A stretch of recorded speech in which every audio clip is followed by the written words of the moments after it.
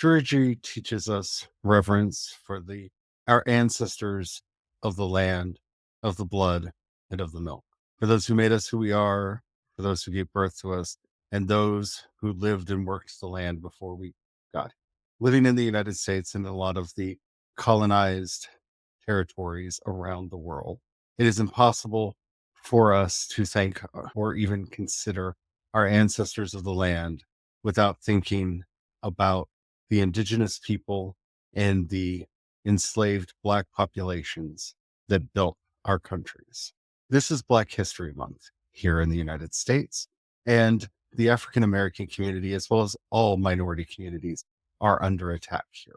And so it's more important than ever for us to be mindful, to be alert, and to be standing in endless solidarity with everyone that is under threat right now. So let's talk about Black History Month as we walk together down creation's paths.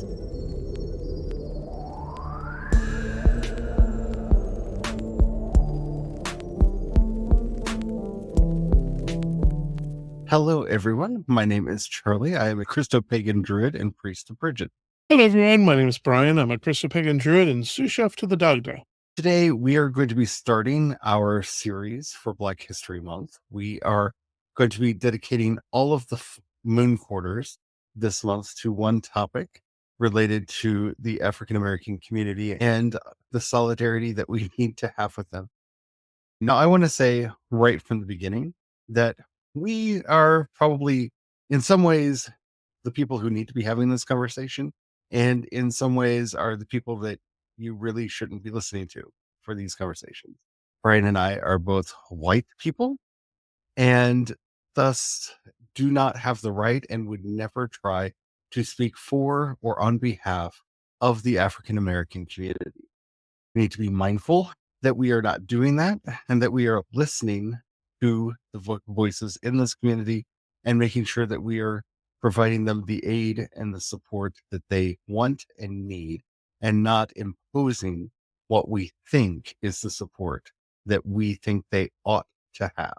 We are here to stand in solidarity and not to dominate or control the situation. The one way that we are very qualified to talk about this is to talk to those other people who have been classified as white in our audience, which is a term that I really do not like. It is a created term that has no historical or cultural or ethnic meaning whatsoever, but was created simply to help other people and legally classify them as lesser. As much as I want to reject that title and that name for myself, and I do identify primarily with my Irish heritage, though I've got some Scottish and Dutch and English heritage in me. I do not like the term white, but we as white people need to realize how we can be a solution and not continue to be part of the problem. Well, and even to your point, like the silliness of this term, even the Irish people went through that, where for the longest time, they weren't white. They weren't the in group. Then they got added in. And even looking at history there, it's like, this is so arbitrary. I think it's very important to just always bear in mind when it comes to whiteness, it is a club, and last in, first out. Authoritarian regimes are all about controlling people and controlling anyone that they deem as other than themselves. So once they feel that they have dominated the groups that they are currently going after, they will continue hunting down more and more granular. Just because you have had the label of whiteness ascribed to your heritage does not make you safe. We need to stand in solidarity with all of our siblings, sisters, and brothers, regardless of nation of origin, religion, skin tone, anything. That's the other challenge in addressing some of the big problems in this, with this principality of racism, is that not only does it go off skin tones, it also goes off of performance. Are you performing white? Are you performing a different cultural group? And performing white's such a hot mess because there really isn't a cultural group of whiteness anyhow. But once again, that racism can still kick in because of the performative elements of it, and the cultural elements also go on financial levels because Right. the poor will often get lumped in as performing poor. Well, it's important And to remember that this is always about those with wealth, privilege, and power trying to maintain their wealth, privilege, and power, and keeping down anyone that is not already in their club and kicking out anyone in their club that they do not feel is worthy of being in their club. Wealth does not protect you when the othering starts. But before we get into it too deep, if you haven't already, don't forget to like, subscribe, follow all of the whatever the terminology happens to be on the app you're listening to us on. We do original Christopagan and Druid episodes 5 days a week, Monday through Friday, and we're about to start our Druid Craft 101 series. So get ready for that. It's going to be amazing. Let's just get into it. Now, when I said that we are not the best voices to listen to on this, I really think that, especially during this month, we should be making sure to be listening to Black creators, not just this month, but all year round. You should just make sure that you are consuming a regular diet of people that are outside of your realm of experience so that you understand how it is necessary for you to stand in solidarity with others. And so I'd like to see it helps with that cultural awareness. Some of these experiences, especially as a white person, I'm not going to have, but listening to these other creators, I can hear at least their experiences and have a better understanding of the culture because they're in it and I'm adjacent to it. and also understand what I and we need to do to be those voices of solidarity to make sure that we are Mm. helping to make things better and not continuing to make things worse. Yeah. So, just off the top of my head, some people that you should definitely be checking out would be Benjamin Dixon. Oluranati has some of the best content out there. If you don't understand prison abolition or any of the other just important topics of our day, definitely check her channel out. Her Ole and Friends always has very interesting debates and discussions on it. Check out Conscious Lee. I think Conscious Lee is one of the most powerful voices in here, bringing everything right down to the root level of all the things that are going on in our country and our world.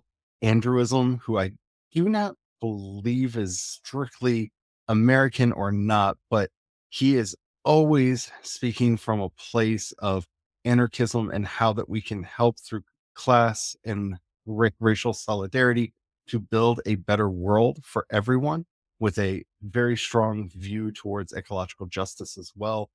I love his content. He's somebody that just everyone should be listening to on a regular basis. If you want to get hooked into hip hop culture, I don't think there's anyone better than the Company Man or Curtis King, who are both just out there doing the work to make that knowledge accessible to as many people as possible, especially what the Company Man is doing with the Culture United streams, bringing together people from all over, including Professor Sky, bringing people like Professor Sky in so that we can see a good model of how to participate in this kind of cross cultural dialogue, which is, I think, so important for us to see how to participate in these spaces and not overstep the place that we have.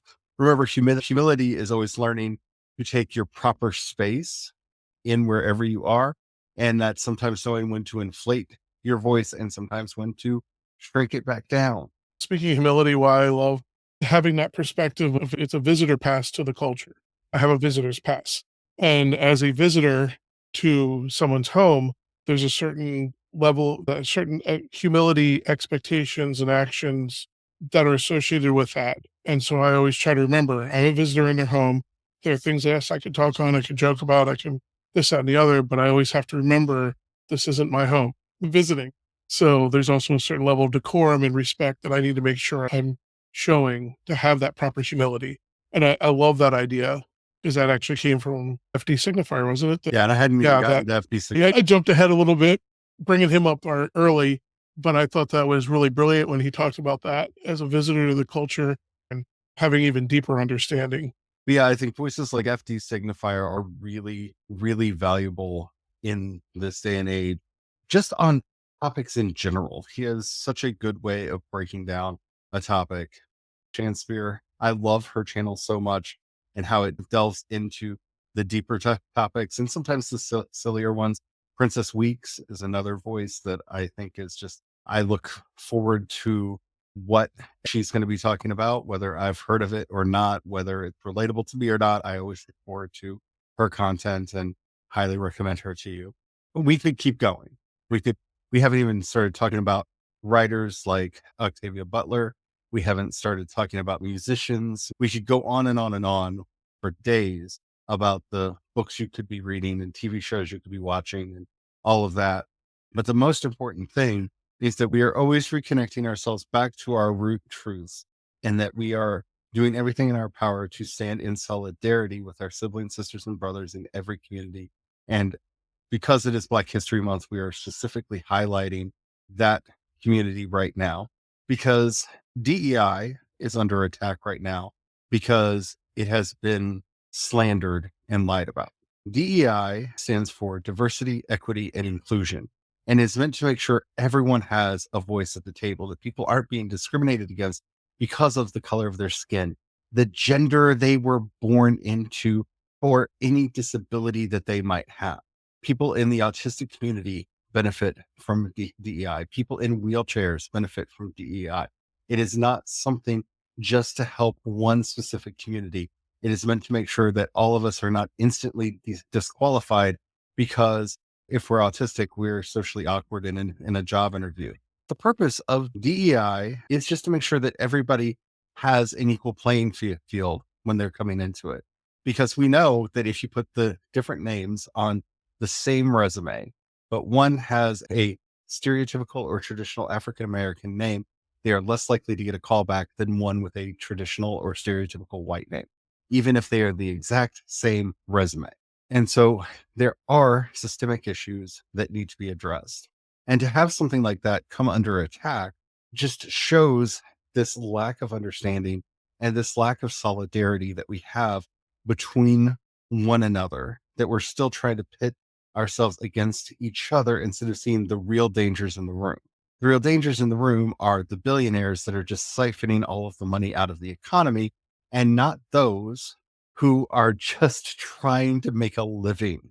And this is something that I feel like we need to understand for all of the issues that we're currently facing, that if the argument is being blamed on this technology or that person or people group, find the billionaire hiding behind all that, that's trying to distract you from how they are taking your wealth, how they are taking from you, how they're keeping you from having a UBI, a universal basic income, how they're trying to keep you from having access to education, to healthcare, and to the rest. Because I will let you know, between every technology and people group and person that gets pointed at and said, hey, there's the problem. It's them, it's those people, it's that thing.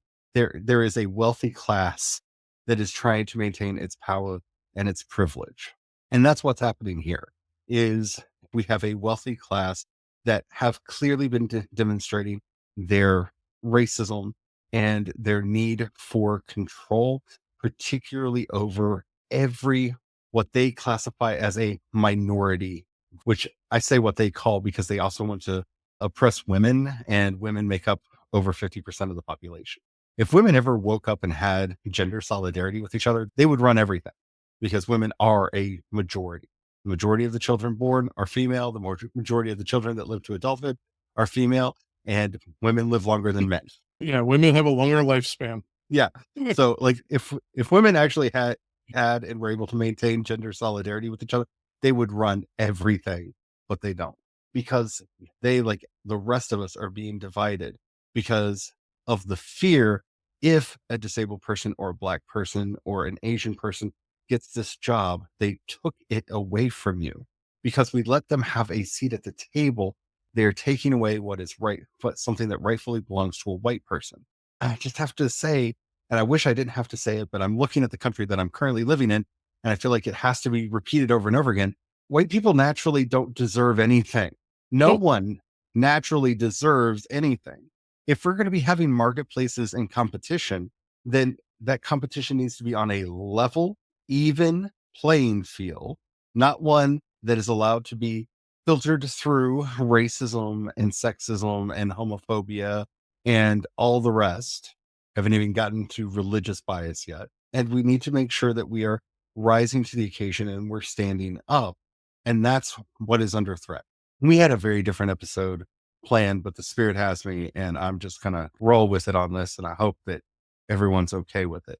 We don't often talk about things that are going on in the news, but one of the things that I don't think a lot of people outside the African American community know is that the current administration is going after HBCUs, historically Black colleges and universities. They are trying to defund them and to shut them down. Now, if you don't know the history of HBCUs, historically Black colleges and universities, they exist because segregation would not let Black people go to white colleges. So they built their own colleges. That's why they are historically Black. That's what those first two letters HBCU stand for. They are historically Black. They were founded because there was nowhere else for them to go get an education. There was nowhere else for them to go. They don't just accept Black people. Now, the majority of people that apply, they are not racist institutions, but they are a symbol of a community doing what they are told to do in this ludicrous analogy of pulling yourself up by your bootstraps, which was meant to be a way of saying how ridiculous it is for somebody to be able to do that, because you can't fly by grabbing your bootstraps and pulling. That's not how you fly. That's where that concept came from.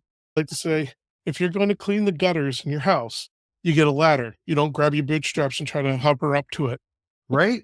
But that's what an HBCU is. And they're going after them right now. And they're trying to defund them simply out of the weird racist fantasies of their own heart. And we need to be mindful and standing in solidarity and finding out if we're near any of these places that we can go and protest and stand with them to help them maintain their existence. We are a nation under threat right now. We talk a lot about how we are not at war against flesh and blood, but against powers and principalities and all of these other things that are trying to hold us down, these rulers of authority in high places. That it's the systems. And this is the system striking back. I've tried to get people to understand that everything works in a cycle where you push towards liberation and the forces of captivity try to pull the pendulum back the other way. It's this constant push and pull between liberation, right? We freed the slaves, we fought a war, we emancipated them, we gave them the right to vote. They had mayors and city councils and everything. And here comes the Ku Klux Klan, that pendulum swinging the other way, burning those cities down, killing those people, lynching those people, and bringing in Jim Crow. This is the swing. We talk about history as an arc heading towards freedom, and it tends to be, but it's not a straight road. It is a road that weaves back and forth across that line. And we are seeing that pendulum swinging back the other way right now in a way that should be alarming to all of us. Definitely all of us. Just observing the ridiculousness around the whole fight over banning the work visas and the fight to maintain it, they accidentally showed their own hand on how what gets classified as white and acceptable really varies, because even there they were like, oh no, this whole group of people counts, they're in. Oh, they weren't even saying that they were in. If you paid attention, they were like, no. Poor whites are stupid. Yeah, poor whites are stupid. They literally said keep- whites are not whites. We Show need to how bring crazy in- that is. We need to bring in a class of people that are dependent on us stamping their work visas so that we can make them work for less money and more hours, and they can't complain because all we have to do is revoke their work visas and they got to leave. That is an indentured class. That's what they're wanting. That's what they're arguing for. Because again, you have to understand no one is safe here. I think people tend to close their eyes when they're like, well, that's not my community. We are one community. When they come for one of us, they come for all of us. And if you're not understanding that, if you're not seeing that, then don't be surprised when the leopards come to eat your face. We are seeing so many people on TikTok and social media of all kinds, whining and complaining that I didn't know that they were going to come for my community. I didn't know they were going to come for me and my family. I regret that I voted this way or that way or the other way. And it is so hard in my heart to have compassion for any of these people. Like, I have compassion for the people being rounded up and being carted out of the country for $800,000 a flight, which is Talk about ridiculous. government waste. Yeah, Talk talk about about government government waste. waste. Ugh. You didn't listen. That's because we weren't listening. They were separating it out into thinking, no, there are respectable people and non-respectable people. The respectable people are always going to be fine. And we find this in every group. I know this from my own work in queer rights over the years. There's always this, well, if we are just heteronormalize ourselves enough and we just tell people we're just like you, they won't come for us. They might go for those really freaky queer people, but they won't come for us. No, no, no, no. They don't care. That you cannot be respectable enough to defeat racism, homophobia, transphobia, sexism. There is no level of respectability that will get you there. And this is something we can learn from studying history. Just looking at the history of what happened with the Trail of Tears. They not only learned English, spoke English, they had congresspersons in the And sitting there, and the president sent armed guards into Congress to arrest and run them out. It's insane to think of, but we need to have that in mind. We need to remember that. it is a hard truth for a lot of people to hold on to, but it's one that we need to hold on to more than anything. I don't care what your ethnicity is. I don't care what your religion is. I don't care what your gender is. I don't care. And you shouldn't either. If any of us are under attack, we are all under attack, whether that's the Latinos that are being rounded up, which, mind you, they're so bad at it. They're rounding up Navajo and not accepting their actual government issued Ds as proof of citizenship because the racism runs deep. It doesn't matter what the group is that's under attack. We're all under attack. Until all of us are free, none of us are free. And if we're not willing to stand up and say that, I remember when the George Floyd protests were going on and the Black Lives Matter protests were going on, and people were posting their black squares on Instagram and having their Black Lives Matter moments on their social media. And then they just stopped talking about it. And I hope and pray that I have been consistent in my outrage and protest and in speaking my mind on these things. And I do not mind being called out if I ever lack any solidarity with my sisters, siblings, and brothers out there, because we all have to stand through this together. But we have to do it when it's not just a moment. We have to do it when it's not just a trend. We have to stop waiting for there being that critical inertia to get us off our feet and stand together. And for us, that's what we're going to be using this Black History Month for. That's what we are going to be doing here. This turned into a little bit more of a ranty episode because, like I said, the Holy Spirit moved me. I saw Brian's face when I went off script because we had an outline for this episode and I kind of pushed it to the side. I'm But sitting back here, thumbs up, going, yeah. Hey, sometimes we're just, but we have planned yeah. out for each of the quarter moons, like we normally do. We're going to talk about Black history and our relationship to Black culture through the via positiva, negativa, creativa, and transformativa. We're going to be addressing this not just from a point of view of Black suffering, but we're going to try to highlight as best as we can as white people where we can connect to Black joy, because we need to celebrate both. Because as, again, a member of the queer community, I get upset that heterosexuals only celebrate the movies where we're suffering from diseases and dying slowly or getting beaten to death. Like, they only celebrate our pain. And I wish that they did more to celebrate our joy. So I'm trying to pay that internal feeling forward as best as I can. And I want to do this with your help. If there are any creators that I haven't shouted out that should be on the list, please put them in the comments. If there are any movies or music or TV shows that we should be highlighting, if there are any causes that we should be highlighting, please put them in the comments. We want to be out here standing in solidarity with our siblings, sisters, and brothers and making sure that we are all locked arm in arm and doing what we can to protect one another. So if you're listening to us on YouTube or Spotify, you can leave a comment right there. And by the way, even if you're not in the United States, this is a global issue right now. So you can feel free to put your issues in there too. If there Yeah. are any causes Right. near or local to you, just make sure that you say, oh, in this country, this thing. That way that we know, because we've been kind of hyper focused on what's going on in the United States right now. We haven't talked about at all what's going on in Sudan, and just, there's so many issues we could get into, but we're trying to stay focused so that we can at least help in at least one place, and that's the place where we live. Don't let that keep you back from sharing, because you don't know how many other listeners are from your country or that can have some kind of help for you.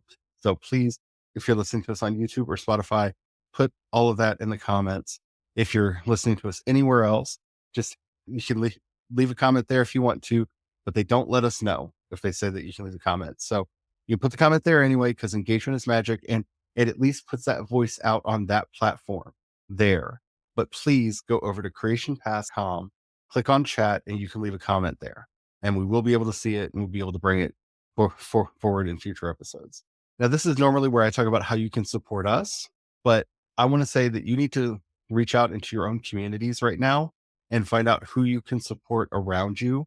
Are there food kitchens? Are there bail funds that are being set up? Are there protest funds? What kind of mutual aid groups are around that you can connect to and start helping out? Because if we're going to get through this together, again, locked arm in arm as a human wall, saying, no, you will not pass this line. That's the only way we're going to do it. So look for mutual aid groups in your area. If you have the money, maybe go find some GoFundMes. There's some big GoFundMes out there that need some help and support right now, but support one another. I mean, if you want to support us, we're here, but I don't want to make this about us right now, because this is bigger than us. All right. All right. So as we're going out, I always like to say a prayer, and I invoke him a lot because he's one of my favorite archangels. And that's the Archangel Michael, who is the Archangel of compassion, the Archangel of justice, the one who stands up for what is right. Oh, Archangel Michael, teach us to wield that flaming sword that cuts between truth and lies, so that we might work our way through to the justice at the end, so that we, like you, may stand on the body of the defeated dragon and celebrate our victories, because we need those victories. Help us to be strong in this fight, and send your angels to fight with us and beside us as we work together in the struggle to get to that brighter day ahead. Amen. Amen.